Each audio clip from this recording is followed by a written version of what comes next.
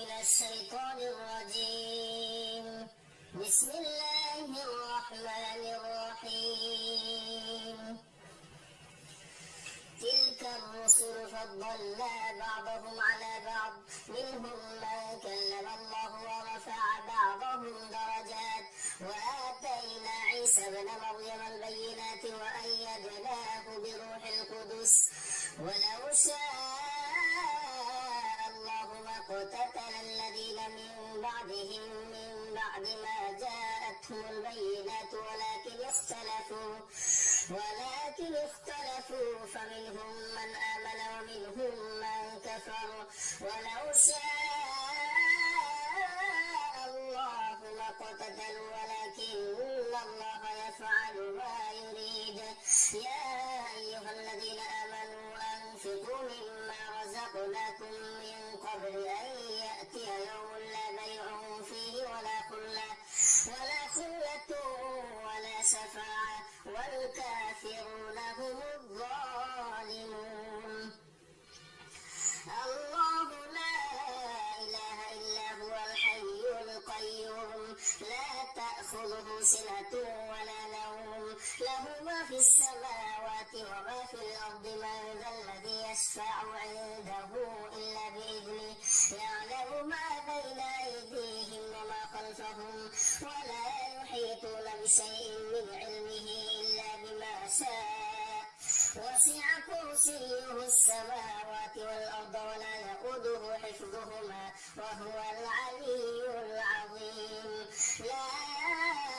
إكراه في الدين، قد تبين الرشد من الغي، فمن يكفر بالطاغوت ويؤمن بالله فقد استمسك بالعروة الوثقى لا انفصام لها، والله سميع عليم.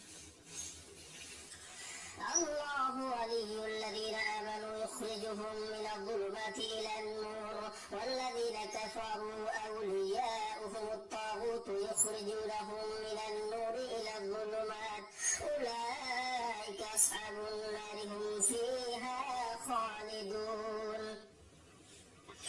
ألم تر إلى الذي حاج إبراهيم في ربه أن آتاه الله الملك، إذ قال إبراهيم ربي الذي يحيي ويميت، قال أنا أحيي وأميت. قال إبراهيم فإن الله يأتي بالشمس من المشرق فأت بها من المغرب فبهت الذي كفر، والله لا يهدي القوم الظالمين. أو كالذي مر على قرية وهي خاوية على عروشها، قال أنى يحيي هذه الله بعد موتها، فأماته الله 100 عام ثم بعثه، قال كم لبثت؟ قال لبثت يوما أو بعض يوم، قال بل لبثت 100 عام فانظر إلى طعامك وشرابك لم يتسنه، وانظر إلى حمارك ولنجعلك آية للناس، وانظر إلى العظام كيف ننشدها ثم نكسوها لحما،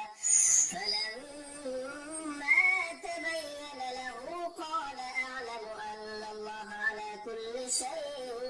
قدير.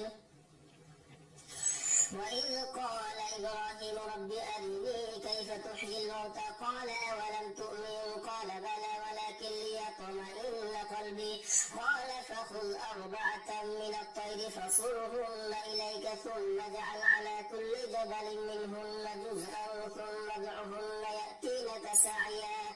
واعلم أن الله عزيز حكيم.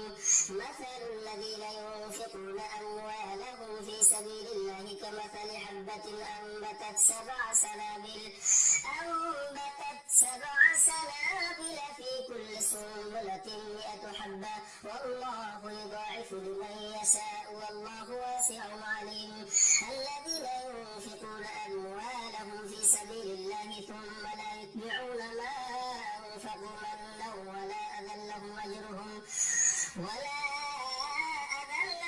أجرهم عند ربهم ولا خوف عليهم ولا هم يحزنون. قول معروف ومغفرة خير من صدقة يتبعها أذى والله غني حليم. يا أيها الذين آمنوا لا تبطلوا صدقاتكم بالمن والأذى كالذي ينفق ماله رئاء الناس ولا يؤمن بالله واليوم الآخر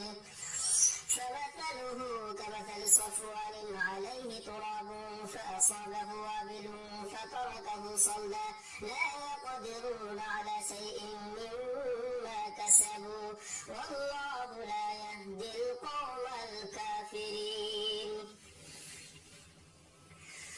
ومثل الذين ينفقون أموالهم ابتغاء مرضات الله وتثبيتا من أنفسهم كمثل جنة بربوة أصابها وابل فآتت أكلها ضعفين فإن لم يصبها وابل فطل والله بما تعملون بصير. أيود أحدكم أن تكون له جنة من نخيل وأعناب تجري من تحتها الأنهار له فيها من كل الثمرات وأصابه الكبر وله ذرية ضعفاء فأصابها إعصار فيه نار فاحترقت كذلك يبين الله لكم الآيات لعلكم تتفكرون. يا أيها الذين آمنوا أنفقوا من طيبات ما كسبتم ومما أخرجنا لكم من الأرض ولا تيمموا الخبيث منه تنفقون ولستم بآخذه إلا أن تغمضوا فيه واعلموا أن الله غني حميد. الشيطان يعدكم الفقر ويأمركم بالفحشاء والله يعدكم مغفرة منه وفضلا والله واسع عليم. يؤتي الحكمة من يشاء ومن يؤت الحكمة فقد أوتي خيرا كثيرا وما يذكر إلا أولو الألباب. وما أنفقتم من نفقة أو نذرتم من نذر فإن الله يعلم وما للظالمين من أنصار. إن تبدوا الصدقات فنعما هي وإن تخفوها وتؤتوها الفقراء فهو خير لكم ويكفر عنكم من سيئاتكم والله بما تعملون خبير. ليس عليك هداهم ولكن الله يهدي من يشاء وما تنفقوا من خير فلأنفسكم وما تنفقون إلا ابتغاء وجه الله وما تنفقوا من خير يوفى إليكم وأنتم لا تظلمون. للفقراء الذين أحصروا في سبيل الله لا يستطيعون ضربا في الأرض يحسبهم الجاهل أغنياء من التعفف تعرفهم بسيماهم لا يسألون الناس إلحافا وما تنفقوا من خير فإن الله به عليم. الذين ينفقون أموالهم رئاء الناس ولا يؤمنون. الذين ينفقون أموالهم بالليل والنهار سرا وعلانية فلهم أجرهم عند ربهم ولا خوف عليهم ولا هم يحزنون. الذين يأكلون الربا لا يقومون إلا كما يقوم الذي يتخبطه الشيطان من المس ذلك بأنهم قالوا إنما البيع مثل الربا وأحل الله البيع وحرم الربا. فمن جاءه موعظة من ربه فانتهى فله ما سلف وأمره إلى الله ومن عاد فأولئك أصحاب النار هم فيها خالدون. يمحق الله الربا ويربي الصدقات والله لا يحب كل كفار أثيم. إن الذين آمنوا وعملوا الصالحات وأقاموا الصلاة وآتوا الزكاة لهم أجرهم عند ربهم ولا خوف عليهم ولا هم يحزنون. يا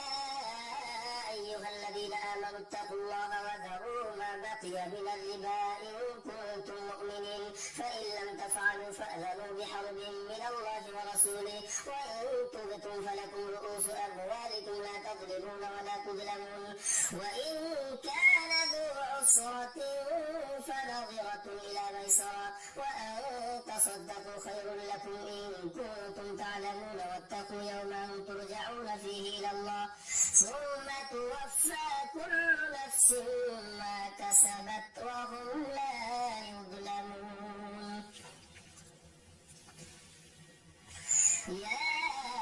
أيها الذين آمنوا إذا تداينتم بدين إلى أجل مسمى فاكتبوه وليكتب بينكم كاتب بالعدل ولا يأب كاتب أن يكتب كما علمه الله فليكتب وليملل الذي عليه الحق وليتق الله ربه ولا يبخس منه شيئا فإن كان الذي عليه الحق سفيها أو ضعيفا أو لا يستطيع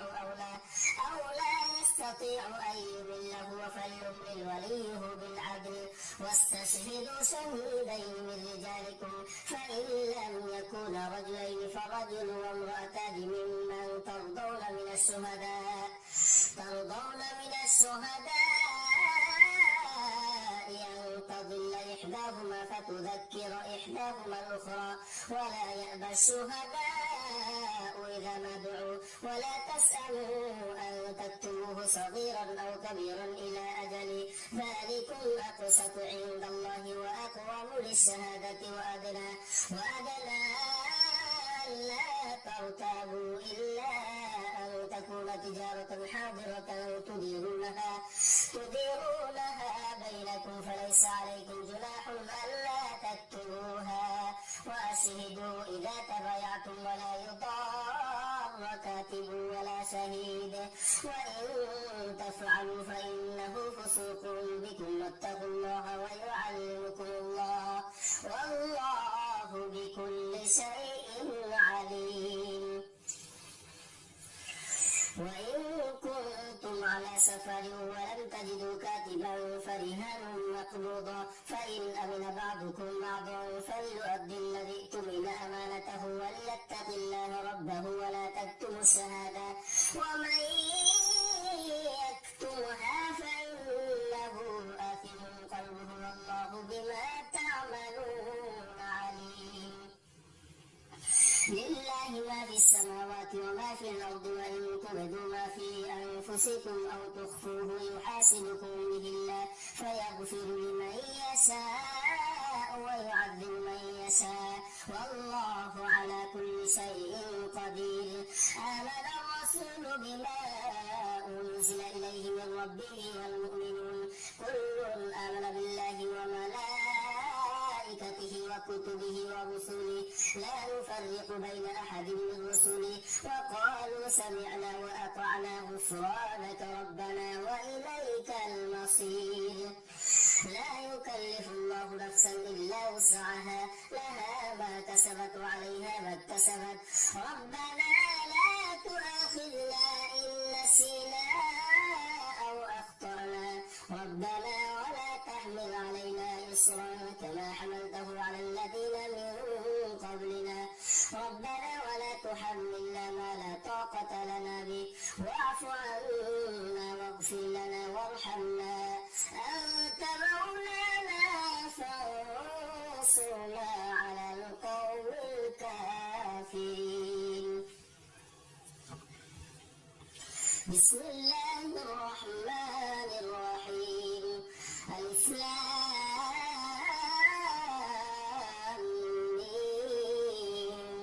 الله لا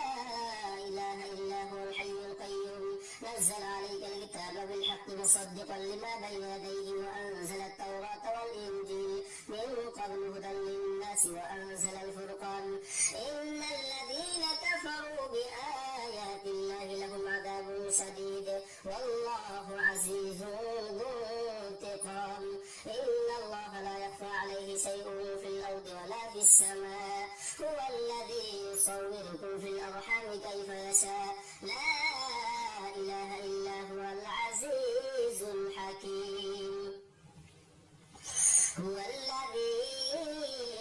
أنزل عليك الكتاب منه آيات محكمات هن أم الكتاب وأخر متشابهات فأما الذين في قلوبهم زيغ فيتبعون ما تشابه منه ابتغاء الفتنة وابتغاء تأويله وما يعلم تأويله إلا الله والراسخون في العلم يقولون آمنا به كل من عند ربنا وما يذكر إلا أولو الألباب ربنا لا تزغ قلوبنا بعد إذ هديتنا وهب لنا من لدنك رحمة إنك أنت الوهاب ربنا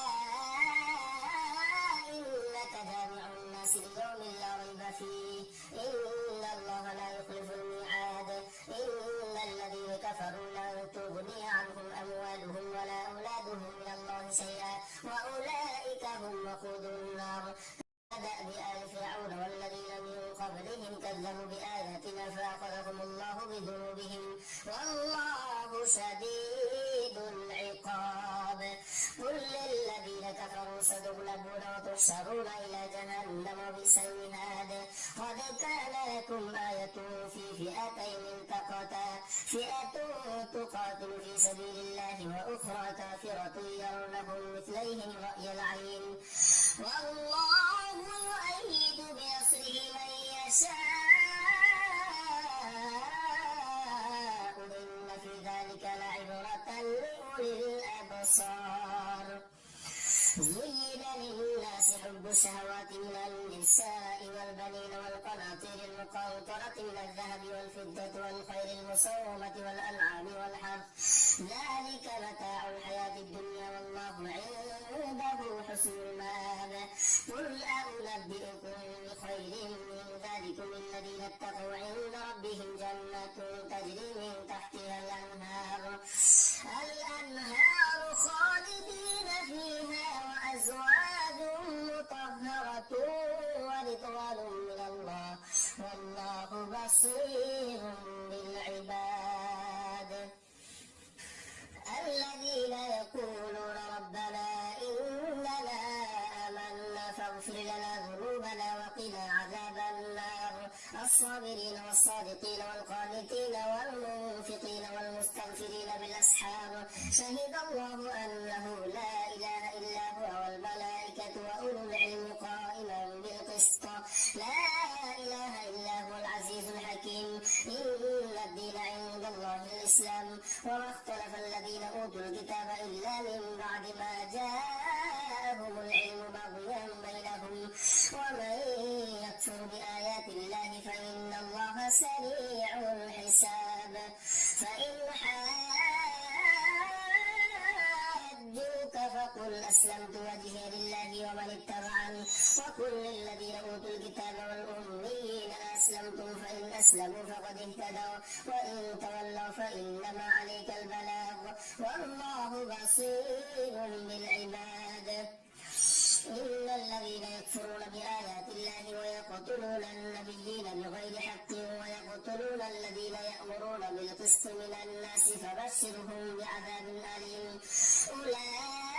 أولئك الذين حبطت أعمالهم في الدنيا والآخرة وما لهم من ناصرين ألم تر إلى الذين أوتوا نصيبا من الكتاب يدعون إلى كتاب الله ليحكم بينهم ثم يتولى فريق منهم وهم معرضون ذلك بأنهم قالوا لن تمسنا النار إلا أياما معدودات وغرهم في دينهم ما كانوا يفترون فكيف إذا جمعناهم ليوم لا ريب فيه ووفيت كل نفس ما كسبت وهم لا يظلمون قل اللهم مالك الملك تؤتي الملك من تشاء وتنزع الملك ممن تشاء وتعز من تشاء وتذل من تشاء بيدك الخير إنك على كل شيء قدير تولج الليل في النهار وتولج النهار في الليل وتخرج الحي من الميت وتخرج الميت من الحي وترزق من تشاء بغير حساب لا يتخذ المؤمنون الكافرين أولياء من دون المؤمنين ومن يفعل ذلك فليس من الله في شيء إلا أن تتقوا منهم تقاه ويحذركم الله نفسه وإلى الله المصير قل إن تخفوا ما في صدوركم أو تبدوه يعلمه الله ويعلم ما في السماوات وما في الأرض والله على كل شيء قدير يوم تجد كل نفس ما عملت من خير محضرا وما عملت من سوء تود لو أن بينها وبينه أمدا بعيدا ويحذركم الله نفسه والله رؤوف بالعباد قل إن كنتم تحبون الله فاتبعوني يحببكم الله ويغفر لكم ذنوبكم والله غفور رحيم قل أطيعوا الله والرسول فإن تولوا فإن الله لا يحب الكافرين إن الله اصطفى آدم ونوحا وآل إبراهيم وآل عمران على العالمين ذرية بعضها من بعض والله سميع عليم إذ قالت امرأة عمران رب إني نذرت لك ما في بطني محررا فتقبل مني إنك أنت السميع العليم فلما وضعتها قالت رب إني وضعتها أنثى والله أعلم بما وضعت وليس الذكر كالأنثى وإني سميتها مريم وإني أعيذها بك وذريتها من الشيطان الرجيم فتقبلها ربها بقبول حسن وأنبتها نباتا حسنا وكفلها زكريا كلما دخل عليها زكريا المحراب وجد عندها رزقا قال يا مريم أنى لك هذا قالت هو من عند الله إن الله يرزق من يشاء بغير حساب هنالك دعا زكريا ربه قال رب هب لي من لدنك ذرية طيبة إنك سميع الدعاء فنادته الملائكة وهو قائم يصلي في المحراب أن الله يبشرك بيحيى مصدقا بكلمة من الله وسيدا وحسورا ونبيا من الصالحين قال رب أنى يكون لي غلام وقد بلغني الكبر وامرأتي عاقل قال كذلك الله يفعل ما يشاء قال رب اجعل لي آية قال آيتك ألا تكلم الناس 3 أيام إلا رمزا واذكر ربك كثيرا وسبح بالعشي والإبكار وإذ قالت الملائكة يا مريم إن الله اصطفاك وطهرك واصطفاك على نساء العالمين يا مريم اقنتي لربك واسجدي واركعي مع الراكعين ذلك من أنباء الغيب نوحيه إليك وما كنت لديهم إذ يلقون أقلامهم أيهم يكفل مريم وما كنت لديهم إذ يختصمون إذ قالت الملائكة يا مريم إن الله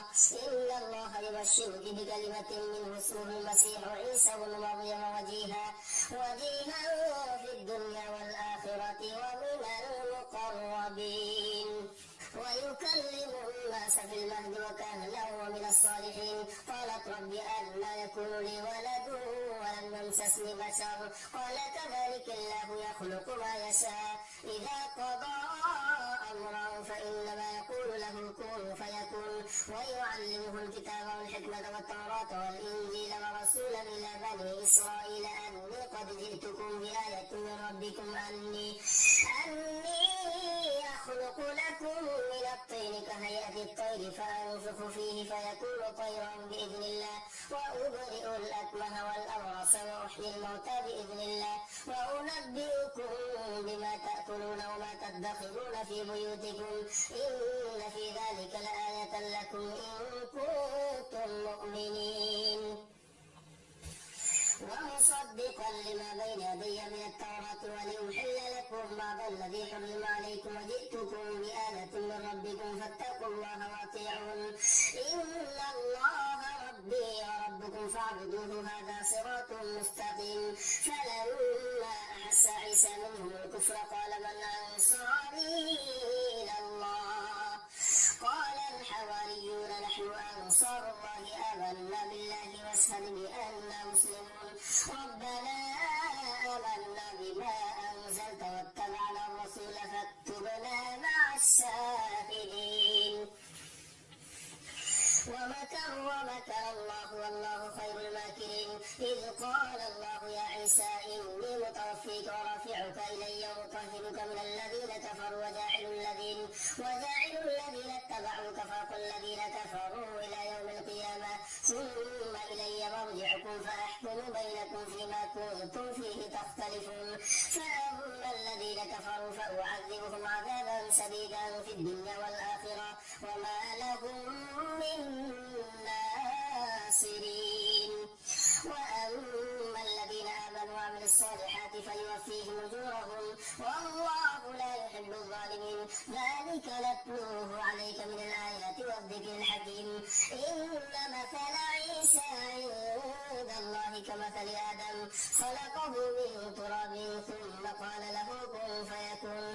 الحق من ربك فلا تكن من الممترين. فمن حاجك فيه من بعد ما جاءك من العلم فقل تعالوا ندع أبناءنا وأبناءكم ونساءنا ونساءكم وأنفسنا وأنفسكم ثم نبتهل فنجعل لعنة الله على الكاذبين. إن هذا لهو القصص الحق وما من إله إلا الله وإن الله لهو العزيز الحكيم. فإن تولوا فإن الله عليم بالمفسدين. قل يا أهل الكتاب تعالوا إلى كلمة سواء بيننا وبينكم ألا نعبد إلا الله ولا نشرك به شيئا ولا يتخذ بعضنا بعضا أربابا من دون الله. فإن تولوا فقولوا اشهدوا بأننا مسلمون. يا أهل الكتاب لم تحاجون في إبراهيم وما أنزلت التوراة والإنجيل إلا من بعده أفلا تعقلون. أنتم هؤلاء حاججتم فيما لكم به علم فلم تحاجون فيما ليس لكم به علم والله يعلم وأنتم لا تعلمون. ما كان إبراهيم يهوديا ولا نصرانيا ولكن كان حنيفا مسلما وما كان من المشركين. إن أولى الناس بإبراهيم للذين اتبعوه وهذا النبي والذين آمنوا والله ولي المؤمنين. ودت طائفة من أهل الكتاب لو يضلونكم وما يضلون إلا أنفسهم وما يشعرون. يا أهل الكتاب لم تكفرون بآيات الله وأنتم تشهدون. يا أهل الكتاب لم تلبسون الحق بالباطل وتكتمون الحق وأنتم تعلمون. وقالت طائفة من أهل الكتاب آمنوا بالذي أنزل على الذين آمنوا وجه النهار واكفروا آخره لعلكم يرجعون. ولا تؤمنوا إلا لمن تبع دينكم قل إن الهدى هدى الله أن يؤتى أحد مثل ما أوتيتم أو يحاجوكم عند ربكم قل إن الفضل بيد الله يؤتيه من يشاء والله واسع عليم. يختص برحمته من يشاء والله ذو الفضل العظيم. ومن أهل الكتاب من إن تأمنه بقنطار يؤده إليك ومنهم من إن تأمنه بدينار لا يؤده إليك إلا ما دمت عليه قائما. ذلك بأنهم قالوا ليس علينا في الأميين سبيل ويقولون على الله الكذب الكذب وهم يعلمون بلى من أوفى بعهده واتقى فإن الله يحب المتقين إن الذين يشترون بعهد الله وأيمانهم ثمنا قليلا أولئك لا خلاق لهم في الآخرة ولا يكلمهم الله ولا ينظر إليهم يوم القيامة ولا يزكيهم ولهم عذاب أليم وإن منهم لفريقا يلوون ألسنتهم بالكتاب لتحسبوه من الكتاب وما هو من الكتاب ويقولون هو من عند الله وما هو من عند الله ويقولون على الله الكذب وهم يعلمون ما كان لبشر أن يؤتيه الله الكتاب والحكم والنبوة ثم يقول للناس كونوا عبادا لي من دون الله ولكن كونوا ربانيين بما كنتم تعلمون الكتاب وبما كنتم تدرسون ولا يأمركم أن تتخذوا الملائكة والنبيين أربابا أيأمركم بالكفر بعد إذ أنتم مسلمون وإذ أخذ الله ميثاق النبيين لما آتيتكم من كتاب وحكمة ثم جاءكم رسول مصدق لما معكم لتؤمنن به ولتنصرن قال أأقررتم وأخذتم على ذلكم إصري قالوا أقررنا قال فاشهدوا وأنا معكم من الشاهدين فمن تولى بعد ذلك فأولئك هم الفاسقون أفغير دين الله يبغون وله أسلم من في السماوات والأرض طوعا وكرها وإليه يرجعون قل آمنا بالله وما أنزل علينا وما أنزل على إبراهيم وإسماعيل وإسحاق ويعقوب والأسباط وما أوتي موسى وعيسى والنبيون من ربهم لا نفرق بين أحد منهم ونحن له مسلمون ومن يبتغ غير الإسلام دينا فلن يقبل منه وهو في الآخرة من الخاسرين كيف يهدي الله قوما كفروا بعد إيمانهم وشهدوا أن الرسول حق وجاءهم البينات والله لا يهدي القوم الظالمين أولئك جزاؤهم أن عليهم لعنة الله والملائكة والناس أجمعين خالدين فيها لا يخفف عنهم العذاب ولا هم ينظرون إلا الذين تابوا من بعد ذلك وأصلحوا فإن الله غفور رحيم إن الذين كفروا بعد إيمانهم ثم ازدادوا كفرا لن تقبل توبتهم وأولئك هم الضالون إن الذين كفروا وماتوا وهم كفار فلن يقبل من أحدهم ملء الأرض ذهبا ولو افتدى به أولئك لهم عذاب أليم وما لهم من ناصرين